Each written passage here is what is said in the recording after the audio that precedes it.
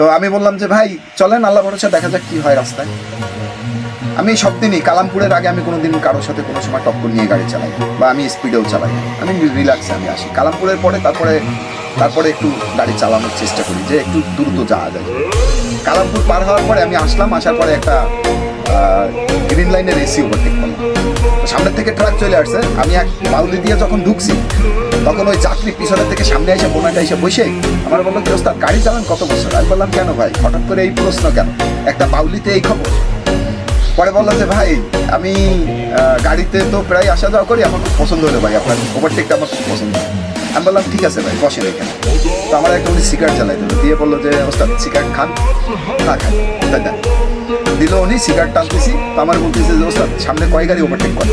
আমি বললাম ভাই কেন ওভারটেক করা কি খুব জরুরি? পরে বললো যে না ওস্তাদ আপনি যদি ভালোভাবে গাড়ি চালান আপনার জন্য আমার একটা বকশিস আছে। তো এক পর্যায়ে ওনার সাথে কন্ট্যাক্ট করলাম যে ভাই প্রতি গাড়ি ওভারটেক করবো কয় টাকা দেবেন? উনি বললো কি যে ভাই প্রতি গাড়ি যদি ওভারটেক করেন যান আপনারা 100 টাকা করে দেবো, কিন্তু পরিবহন হইতে হবে সব বেনাপোলের গাড়ি আর মানে আমাদের এই রোডের গাড়ি। তাই বললাম দেখেন ভাই এক গাড়ি ওভারটেক হবে 100 টাকা করে কিন্তু দিতে হবে। পরে বললাম হ্যাঁ। তো ওনার যে ফ্রেন্ড ছিল ওনার সাথে ও সামনে চলে আসলো, আইসা ও বসে। তখন আরপাড়া রোডের ব্রিজটা ভাঙা, ঝিনাইদা কালীগঞ্জ হয়ে আসতে হয়। তো আমি আসলাম, আসার পরে রওনা দিলাম। তো আমরা আসতেছি। তো এক পর্যায়ে মানিকগঞ্জের পরে ঘাট পর্যন্ত আমি 5 গাড়ি ওভারটেক করছি। আমার হেল্পারে বললাম ভাইয়ের কাছ থেকে 500 টাকা দাও। আমি মনে করছি দেবে না, কিন্তু অরিজিনালি সে 500 টাকা দিয়ে দেয়।